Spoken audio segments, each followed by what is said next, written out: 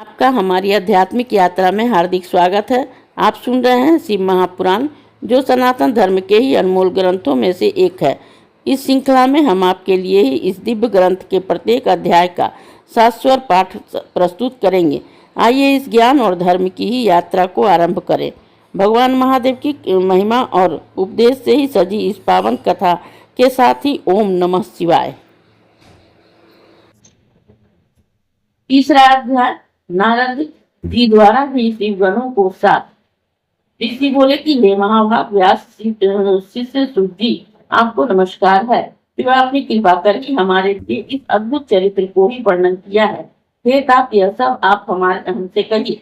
श्री व्यास जी कहते हैं कि जब पौराणिकों के उत्तम सूत जी से ऋषियों ने इस प्रकार पूछा तो उनकी अनेक स्तुतियों को सुनकर ही शिव जी का स्मरण करते हुए सूत जी बोले, जब नारद जी चले गए तो भगवान अपनी माया को ही प्रेरित कर नारद जी के जाने वाले मार्ग में 100 योजन विस्तार वाले एक सुंदर नगर की रचना कर दी, जो उनके विष्णु लोक से भी सुंदर और अनेक वस्तुओं से ही परिपूर्ण था,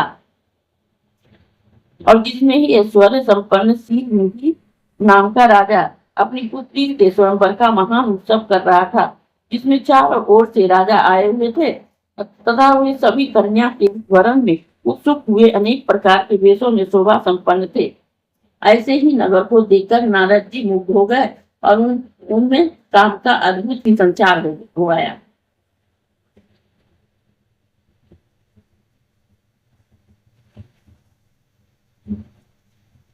गौतमी के नारद राजा के द्वार पर जा पहुंचे और राजा शीलनिधि ने उन्हें श्रेष्ठ रत्नों से सिंहासन पर बिठाकर उनकी पूजा की। श्रीमती नामक अपनी कन्या को बुलाकर नारद जी के चरणों में प्रणाम कराया।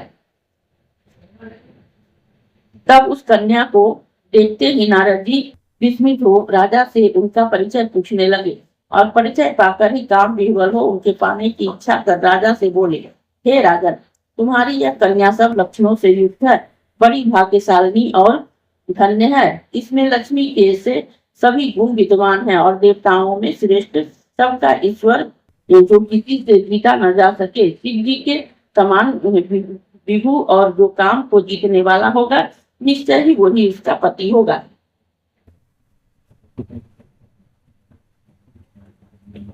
ऐसा कहकर नारद जी राजा को आज्ञा देकर शिव माया से ही मोहित स्वेच्छा पूर्वक वहां से चल दिए और मन में विचारने लगे कि इसको स्वयंवर में किस प्रकार से प्राप्त करूं, और यह सब राजाओं को छोड़कर अकेले मेरा ही वरण कैसे करेगी। स्त्रियों को प्राय सुंदरता ही अत्यंत प्रिय होती है, जिसे देखकर स्त्रियां प्रसन्न हो निसंदेह उसके बस में आ जाती है। तब विष्णु जी बड़े सुंदर हैं।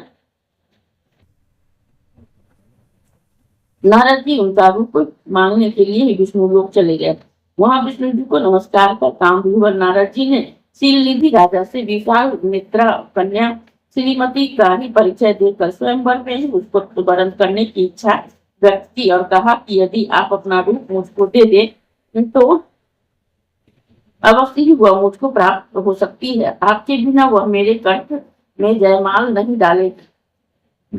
हे नाथ, आप मुझे अपना रूप दीजिए, क्योंकि मैं आपका ही प्रिय सेवक हूँ। सूत जी कहते हैं कि मुनि के इस वचन को सुनकर भगवान हंसे और शिव जी की प्रभुता को जानकर दया से यह वचन बोले कि हे मुने, आप जहाँ जाना चाहे चले जाइए। जैसा वैद्य रोगी का जिक्र करता है, वैसे ही मैं भी आपका प्रिय कार्य करूंगा, क्योंकि आप मेरे प्यारे हो। ऐसा कहकर ही भगवान विष्णु ने मुनि को ही बंदर का मुख दे दिया और इस पर ही कृपा करने के लिए अंतर्ध्यान हो गए। मुनि ने समझा कि हरि ने मुझ पर कृपा कर दी है, वह कृतार्थ हो चले, परंतु उनके यत्न को नहीं पहचाना। फिर मुनि श्रेष्ठ नारद जी शीघ्र ही वहां गए जहाँ राजपुत्रों से घिरा हुआ स्वयंवर हो रहा था। फिर तो राजपुत्रों से व्याप्त और दिव्य वह स्वयंवर सभा को उस समय इंद्र की सभा में समान शोभामान हो रही थी।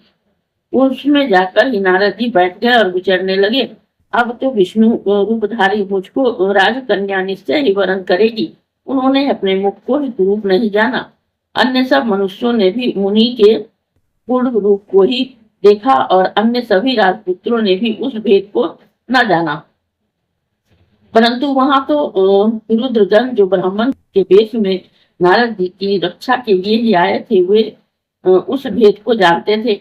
वे दोनों ही मुनि को मूढ़ समझकर मुनि के पास गए और परस्पर बातें करते हुए नारद जी की हंसी करने लगे।